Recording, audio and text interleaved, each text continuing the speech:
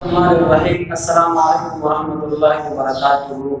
میرے عزیز طلباء، آج کلاس تھرڈ ایک تعلیم الفاظ کا فرسٹ لیکچر ہے، جن میں سے 3 ٹاپکس ہیں: ارکان نماز، نمبر 2 وضو کے فرائض، اور نمبر 3 پہلا مخرج۔ تو آتے ہیں ارکان نماز کی طرف۔ ارکان نماز سمجھنے سے پہلے آپ یہ سمجھ لیں کہ نماز میں کل 13 فرائض ہیں، جن میں سے 7 باہر کے ہیں جن کو شرائط نماز کہا جاتا ہے، آپ نے وہ کلاسیکل میں پڑھے تھے، شاباش۔ اور 6 اندر کے ہیں جن کو ارکان نماز کہا جاتا ہے، اور وہ کل 6 ہیں۔ فرائض نماز کا مقصد اور مطلب کیا ہے؟ یعنی وہ امور جن کے بغیر نماز نہیں ہوتی، اگر ان میں سے ایک چیز بھی رہ جائے تو نماز فاسد اور باطل ہو جائے گی، شاباش۔ تو آتے ہیں ارکان نماز کی طرف کہ وہ کون سے ہیں۔ پیارے بچوں، نمبر 1 تکبیر تحریمات کہنا۔ تکبیر تحریمات کا معنی کیا؟ یعنی اللہ اکبر کہہ کر نماز شروع کرنا، یہ نماز میں فرض ہے۔ اگر کسی بچے نے یا کسی شخص نے نماز میں تکبیر تحریمہ نہ کہا اور ویسے ہی نیت باندھ دی تو اس سے نماز فاسد ہو جائے گی۔ نمبر 2 قیام کرنا۔ قیام یعنی کھڑے ہو کر نماز پڑھنا، یہ کھڑا ہو کر فرض ہے، نماز میں کھڑا ہونا فرض ہے۔ اگر کوئی شخص بغیر عذر کے بیٹھ جائے اور بیٹھ کر نماز پڑھے تو اسے بھی نماز فاسد ہو جائے گی، شاباش۔ نمبر 3 قراءت کرنا، یعنی قرآن شریف پڑھنا۔ اب مقدار اس کی فرضیت کی مقدار کتنی ہے؟ تو وہ 3 چھوٹی آیات اور یا 1 بڑی آیات۔ اور نمبر 4 رکوع کرنا۔ رکوع کرنا، رکوع کا کیا معنی؟ یعنی اللہ اکبر، یہ فرض ہے نماز میں۔ اور دونوں سجدے کرنا، اگر ان میں سے ایک سجدہ بھی مل جائے تو نماز فاسد ہو جائے گی، دونوں سجدے فرض ہے۔ نمبر 6 قاعدہ اخیر میں اتحیات پڑھنے کی مقدار بیٹھنا، یعنی اتنا مقدار بیٹھنا جتنی مقدار میں اتحیات آپ پڑھ سکتے ہیں، اتنی مقدار بیٹھنا نماز میں فرض ہے۔ اچھا پیارے بچوں، اب ہم آتے ہیں وضو کے فرائض کی طرف کہ وضو میں کتنے فرائض ہیں۔ تو وضو میں 4 فرائض ہیں، وضو میں 4 فرائض ہیں۔ وہ کون سے ہیں؟ نمبر 1 پیشانی کے بالوں سے، پیشانی کے بالوں سے توڑی کے نیچے تک، اور ایک کان کے لو سے دوسرے کان کے لو تک پورا چہرہ دھونا، یہ نماز میں فرض ہے، وضو میں فرض ہے، شاباش۔ نمبر 2 دونوں ہاتھوں کوہنیوں سمیت دھونا، کوہنیوں سمیت دھونا، یہ بھی وضو میں فرض ہے، دونوں ہاتھوں کو کوہنیوں سمیت دھونا یہ بھی وضو میں فرض ہے۔ یعنی اگر اس میں سے ایک بار کے برابر بھی جگہ رہ جائے، خشک رہ جائے تو وضو نہیں ہو جائے گی، شاباش۔ نمبر 3 چوتھائی سر کا مسح کرنا۔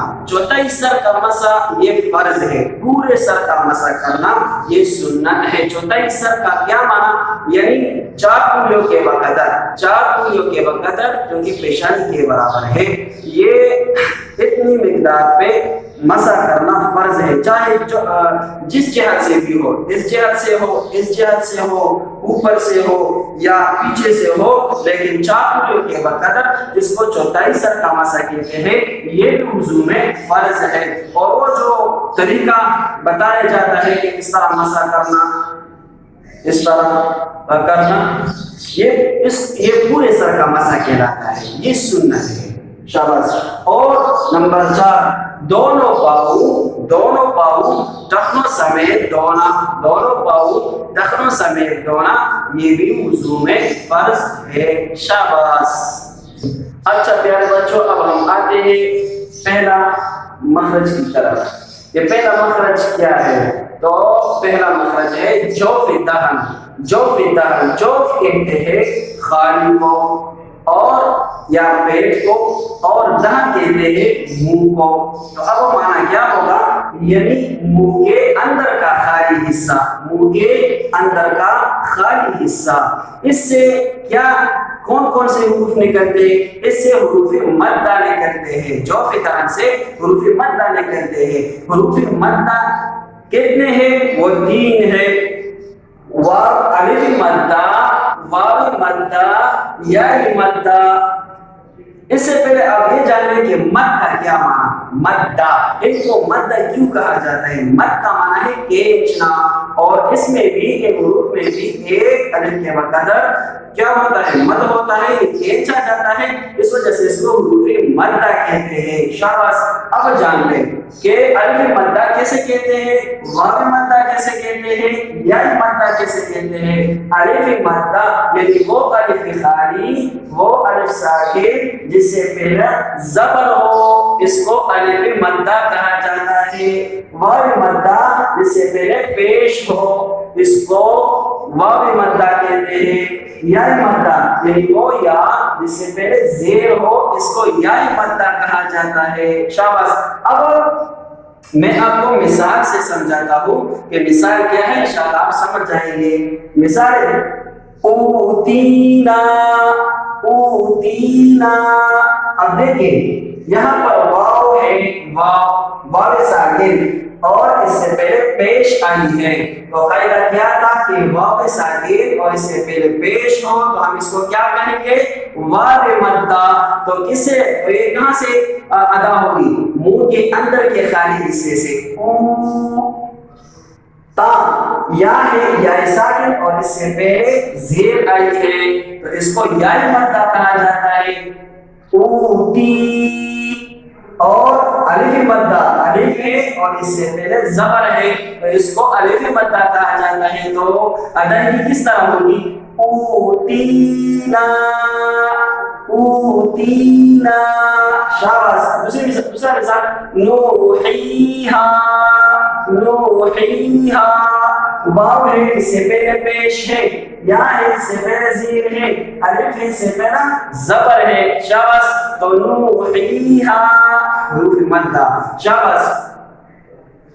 اچھا پیارے بچوں، میں آپ کو آج آپ کے فائدے کے لیے ایک بات بتا دیتا ہوں۔ ان کو حروف مدہ بھی کہتے ہیں، حروف ہوائیہ بھی کہتے ہیں، اور حروف جوفیہ بھی کہتے ہیں۔ ہر ایک کا وجہ تسمیہ کیا ہے؟ تو اس کو حروف مدہ اس وجہ سے کہتے ہیں کہ ان میں ہر وقت ایک الف کے وقت مد اصلی لازم ہوتا ہے۔ شاباش، اس وجہ سے ان کو حروف مدہ کہتے ہیں۔ ان کو حروف ہوائیہ کیوں کہتے ہیں؟ حروف ہوائیہ اس کو اس وجہ سے کہتے ہیں کہ ان کا آواز ہوا میں ختم ہو جاتی ہے، اور اس کو حروف جوفیہ اس وجہ سے کہتے ہیں کہ اس کا مخرج جوف دہن ہے۔ اچھا پیارے بچوں، اب آگے ہیں کتاب کی طرف۔ اچھا پیارے بچوں، آپ صفحہ نمبر 9 نکالے۔ ارکان نماز۔ نمبر 1 تکبیر تحریمہ کہنا، یعنی اللہ اکبر کہہ کر نماز شروع کرنا۔ نمبر 2 قیام، یعنی کھڑے ہو کر نماز پڑھنا۔ نمبر 3 قراءت، یعنی قرآن شریف پڑھنا۔ نمبر 4 رکوع کرنا۔ نمبر 5 دونوں سجدے کرنا۔ نمبر 6 قاعدہ اخیر میں التحیات پڑھنے کی مقدار بیٹھنا۔ اچھا پیارے بچوں، اب صفحہ نمبر 17 نکالے۔ وضو کے فرائض۔ وضو میں 4 فرائض ہے۔ نمبر 1 پیشانی کے بالوں سے توڑی کے نیچے تک اور ایک کان کی لو سے دوسرے کان کی لو تک چہرہ دھونا۔ نمبر 2 دونوں ہاتھ کوہنیوں سمیت دھونا۔ نمبر 3 چوتھائی سر کا مسح کرنا۔ نمبر 4 دونوں پاؤں ٹخنوں سمیت دھونا۔ اب پیارے بچوں صفحہ نمبر 39 یعنی 39 نکالے۔ مخارج الحروف کل 17 ہے۔ پہلا مخرج جوف دہن، یعنی منہ کے اندر کا خالی حصہ، اس سے حروف مدہ نکلتے ہیں۔ حروف مدہ 3 ہے، واو ساکن جبکہ اس سے پہلے پیش ہو، یا ساکن جبکہ اس سے پہلے زیر ہو، الف خالی جبکہ اس سے پہلے زبر ہو۔ تینوں کی مثال اوذینا، نوحیہا، اوتینا۔ ان سب الفاظ میں واو اور یا اور الف مدہ ہے، واو یا اور الف مدہ ہے، اور یہ تینوں حروف منہ کے اندر کے خالی حصے سے ادا ہوتے ہیں۔ ان کو حروف مدہ اس لیے کہا جاتا ہے کہ ان میں ایک الف کے برابر مد اصلی کرنا ہر وقت لازمی ہوتا ہے، اور ان کو حروف ہوائیہ اس لیے کہتے ہیں کہ ان کی آواز ہوا میں ختم ہو جاتی ہے، اور ان کو حروف جوفیہ اس لیے کہا جاتا ہے کہ ان کا مخرج جوف دہن ہے۔ اچھا پیارے بچوں، امید ہے کہ آپ کو یہ سمجھ آئی ہوگی۔ اگر پھر بھی کوئی مسئلہ ہو تو آپ اس ویڈیو کے نیچے کمنٹس میں بھیج سکتے ہیں، انشاءاللہ اگلے لیکچر میں آپ کو اس کا حل بھیج دیا جائے گا۔ شکریہ، والسلام۔